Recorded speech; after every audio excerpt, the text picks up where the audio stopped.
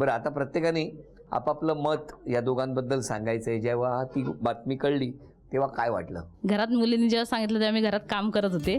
करता करता कॉलेजला जायला निघाली होती तेव्हा पटकन बोलली मला की असं असं आई आहे, तर त्यांच्या घरच्यांकडे मी भेटून आलेली आहे, तर तुझं काय मत आहे सांग आता.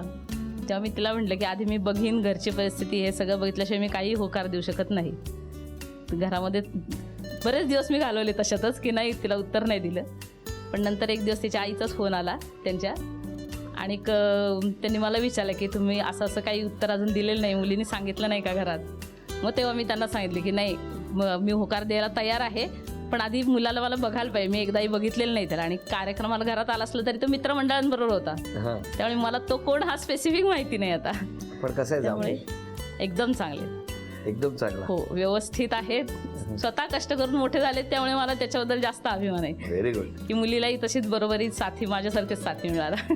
सासूबाई, मी म्हटले त्याला, जेव्हा पाहिलं ना त्याची चिठ्ठी तेव्हा त्याला म्हटलं मी की करून घे, तुला लग्न करायचं तर. मोठी बहीण आली ना आमची दुबईवरून, तिला विचारलं, मग तिने होकार दिला, मग झालं. चिठ्ठी बरी पकडलीत पण तुम्ही. बरं, कसं आहे, सून कशी आहे? छान आहे. सांगितली आहे ना.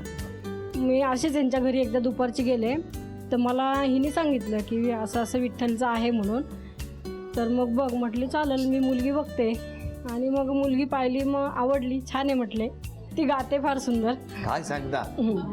आता जर एखादं गाणं गायचं असेल तर कुठलं गाणं? दिसचार झाले म्हणा. दिसचार झाले मना,